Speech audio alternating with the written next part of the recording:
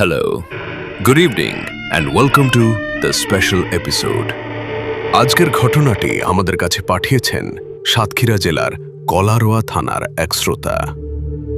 সুন্দরবন আর ইছামতি নদীর কোল ঘেঁষা এই সাতক্ষীরার গ্রামগুলোতে রাতের রূপ নাকি একটু অন্যরকম। সেখানে সন্ধ্যা নামলেই বাড়ে নিস্তব্ধতা, আর সেই নিস্তব্ধতার ভেতরে লুকিয়ে থাকে কিছু অদেখা ছায়া। চলুন সরাসরি চলে যাই সাতক্ষীরার সেই প্রত্যন্ত গ্রামে। ঘটনাটি ঘটেছিল ১৯৯৮ সালের দিকে সাতক্ষীরার কলারোয়া উপজেলার এক ছোট্ট সীমান্ত ঘেঁষা গ্রাম চণ্ডীপুর। গ্রামের এক পাশে বয়ে গেছে বুড়ি ভদ্রা নদী, আর অন্য পাশে মাইলের পর মাইল বিস্তৃত আমবাগান আর ঘেরের জমি। শীতকাল তখন সবে জাঁকিয়ে বসতে শুরু করেছে। রাত ৮টা বাজলেই গোটা গ্রাম একদম শুনশান হয়ে যেত। সেই সময়ে গ্রামে বিদ্যুতের কোনো দেখা ছিল না। হারিকেন, কুপি আর চার্জার লাইটই ছিল একমাত্র ভরসা। আমাদের আজকের গল্পের প্রধান চরিত্র রফিক ভাই। রফিক ভাই তখন সাতক্ষীরা সরকারি কলেজের প্রাণীবিজ্ঞান বিভাগের শেষ বর্ষের ছাত্র। শহরে মেসে থাকতেন, তবে শীতের ছুটিতে কিছুদিন গ্রামের বাড়িতে সময় কাটাতে এসেছিলেন। রফিক ভাই লোক হিসেবে ছিলেন অত্যন্ত বাস্তববাদী এবং যুক্তিবাদী। বিজ্ঞান নিয়ে পড়াশোনা করার কারণে ভূত প্রেত বা অশরীরী শক্তিতে তার বিন্দুমাত্র বিশ্বাস ছিল না। গ্রামে বুড়োবয়স্ক মানুষরা যখন বটতলার পেতনি কিংবা বিলে মাছ ধরা অশরীরীর গল্প বলতো, রফিক ভাই হেসেই উড়িয়ে দিতেন। কিন্তু তিনি জানতেন না, সেই শীতের এক রাতেই তার এই সমস্ত আত্মবিশ্বাস এক নিমিষে চুরমার হয়ে যেতে চলেছে। সেদিন ছিল শুক্রবার। চণ্ডীপুরের পাশের গ্রাম খোর্দতে রফিক ভাইয়ের এক খালাতো বোনের বিয়ের অনুষ্ঠান ছিল। সারাদিন হইচই, খাওয়া দাওয়া আর আনন্দ আড্ডায় কেটে গেল। রাতে খাওয়া দাওয়া শেষ হতে হতে প্রায় 11টা বেজে যায়। খালার বাড়ির লোকজন রফিক ভাইকে অনেক জোড়াজুড়ি করেছিল রাতটা থেকে যাওয়ার জন্য। কিন্তু পরদিন সকালে রফিক ভাইয়ের এক বন্ধুর সাথে সাতক্ষীরা শহরে জরুরি কাজে দেখা করার কথা। তাই তিনি স্থির করলেন, যত রাতই হোক নিজের বাড়িতেই ফিরে যাবেন।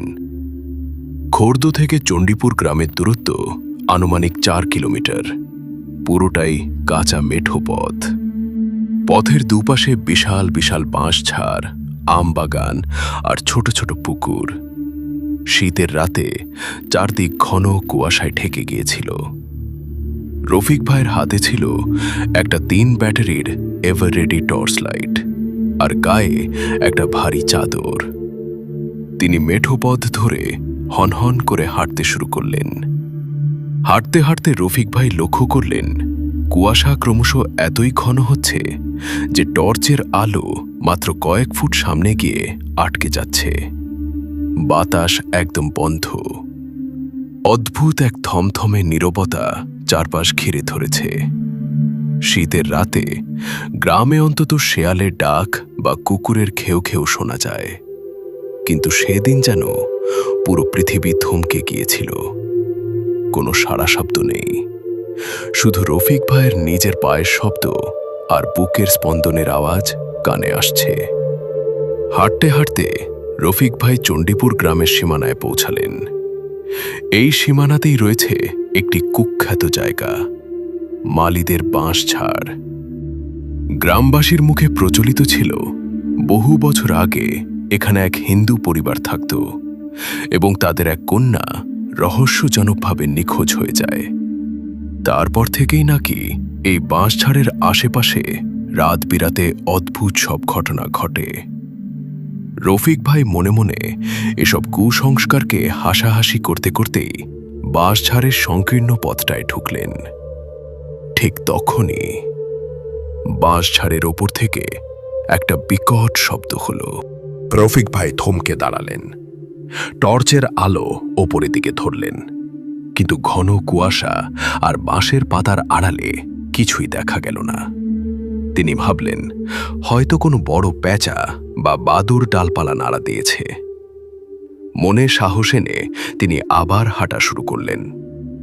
কিন্তু কয়েক পা যাওয়ার পরই তার মনে হলো পেছনে কেউ হাঁটছে। তিনি যখনই থামেন, পেছনের পায়ের শব্দটাও থেমে যায়। আবার যখন তিনি হাঁটা শুরু করেন, ঠিক তার 2-3 গজ পেছন থেকে শুকনো পাতায় পা ফেলা শব্দ পাওয়া যায়। মাছ মাছ মাছ। রফিক ভাই এবার একটু ভয় পেলেন। তিনি শক্ত গলায় পেছনে ঘুরে চেঁচিয়ে উঠলেন, কে কে ওখানে? খোর্দ-দোর্দ দিক থেকে কেউ আসছেন নাকি? কোনো উত্তর নেই, শুধু কুয়াশার নীরবতা। রফিক ভাই ভেবেছিলেন গ্রামেরই কোনো মানুষ হয়তো তার সাথে রসিকতা করছে, তাই তিনি পেছনে টর্চের আলো ফেললেন। কিন্তু আলোতে কাউকেই দেখা গেল না। ফাঁকা মেঠো পথ, শুধু ঘন কুয়াশার সাদা চাদর ভেসে বেড়াচ্ছে। রফিক ভাই নিজের মনকে বোঝাচ্ছেন এটা তার মনের ভুল। তিনি দ্রুত পায়ে সামনে এগোতে লাগলেন। কিন্তু এবার যা ঘটল তার জন্য রফিক ভাই একেবারেই প্রস্তুত ছিলেন না। পথের ডান পাশেই ছিল চণ্ডীপুর খালের পুরনো কালভার্ট। কালভার্টের ঠিক নিচে হাঁটু পানিতে কেউ একজন বসে আছে। রফিক ভাই টর্চের আলো ফেললেন কালভার্টের নিচে। আলোতে স্পষ্টভাবে ফুটে উঠল একটি অবয়ব, একজন নারী, পরনে জীর্ণ ধবধবে সাদা শাড়ি। সেই নারী পানিতে 2 হাত ডুবিয়ে কিছু একটা খুঁজছে আর বিড়বিড় করে কাঁদছে। রফিক ভাই থমকে দাঁড়িয়ে বললেন, কে আপনি? এই গভীর রাতে কালভার্টের নিচে হাঁটু পানিতে কি করছেন? অসুস্থ নাকি? রফিক ভাইয়ের গলার আওয়াজ শোনা মাত্রই সেই অবয়বটির নড়াচড়া হঠাৎ বন্ধ হয়ে গেল। কাদাও থেমে গেল এক নিমিষে। চারপাশ আবার সেই মরণ নীরবতায় ডুবে গেল। ধীরে ধীরে, খুব ধীরে ধীরে সেই অবয়বটি সোজা হয়ে দাঁড়ালো। পানি থেকে উঠে সে কালভার্টের উপর চলে এলো। তার মুখমণ্ডল পুরোটা এলোমেলো, লম্বা কালো চুলে ঢাকা। মুখ দেখা যাচ্ছে না। রফিক ভাই কিছুটা ভয় পেয়ে 2 পা পেছনে হেঁটে গিয়ে টর্চের আলো সোজা তার মুখের ওপর ধরলেন। এবং ঠিক তখনই রফিক ভাইয়ের হাতে টর্চ লাইটটা কেঁপে উঠল। বাতাসের এক হালকা ধাক্কায় সেই নারীর চুলে ঢাকা মুখটা উন্মুক্ত হল। টর্চের আলোয় রফিক ভাই যা দেখলেন তা কোনো সুস্থ মানুষ কল্পনাও করতে পারবে না। সেই নারীর কোনো মুখমণ্ডল নেই, কোনো চোখ নেই, নাক নেই, ঠোঁট নেই। মসৃণ, কালচে কাঁচা চামড়ায় ঢাকা একটা চ্যাপ্টা মাংসপিণ্ড। আর সেই চ্যাপ্টা মাংসপিণ্ডের ভেতর থেকেই এক অদ্ভুত, অতি প্রাকৃতিক গুমুট আওয়াজ বের হয়ে আসছে। সেই অবয়বটির কোনো মুখ না থাকা সত্ত্বেও শব্দটা সরাসরি রফিক ভাইয়ের মাথার ভেতর প্রতিধ্বনি হতে লাগল। রফিক, এত রাতে খোর্দ থেকে ফিরলি? তোর খালাতো বোনের বিয়ে ভালো হলো?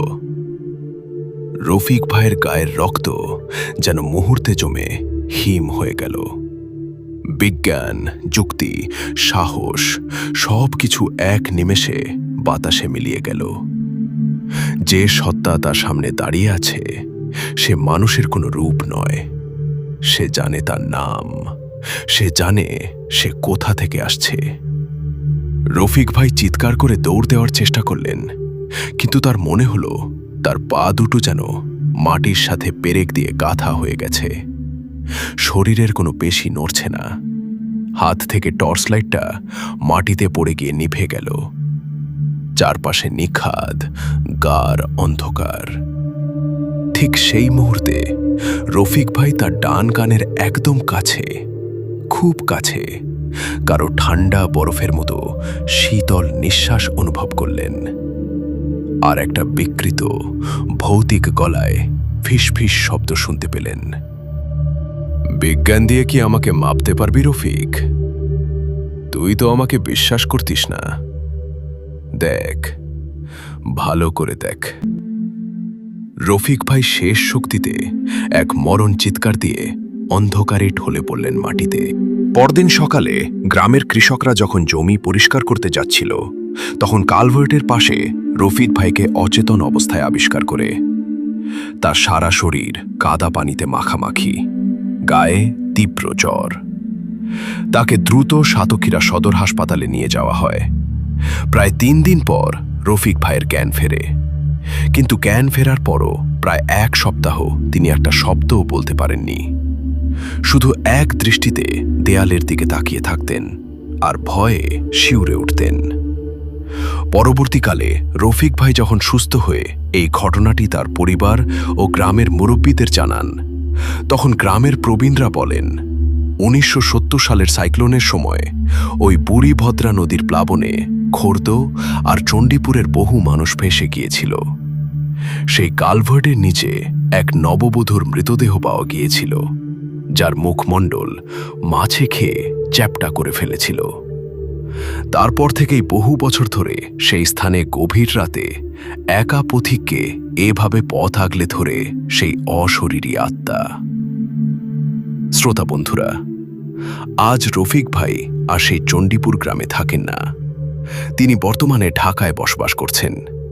কিন্তু আজও যখন শীতের রাতে কুয়াশা নামেন, তিনি জানলার পাশে দাঁড়াতে ভয় পান। তার মনে হয় কুয়াশার ওপাশ থেকে কেউ একজন চ্যাপ্টা মুখ নিয়ে তার দিকে তাকিয়ে আছে। আপনি কি এই মুহূর্তে নিজের ঘরের মধ্যে একা বসে আছেন? একটু ভালো করে খেয়াল করুন তো, আপনার পেছনে দরজা বা জানলার ওপাশে কুয়াশার মতো কিছু জমাট বাঁধছে না তো? ঘরের আলোটা এখনই জ্বালাবেন না, কিছুক্ষণ চোখ বন্ধ করে ভাবুন। আজকের মতো এখানেই বিদায় নিচ্ছি। ভালো থাকুন, নিরাপদে থাকুন, আর শুনতে থাকুন দ্য ভূত স্টোরি বাংলা। এবং পরবর্তীতে আরও সুন্দর সুন্দর গল্প শুনতে দ্য ভূত স্টোরি বাংলা ইউটিউব চ্যানেলটি সাবস্ক্রাইব করে রাখুন।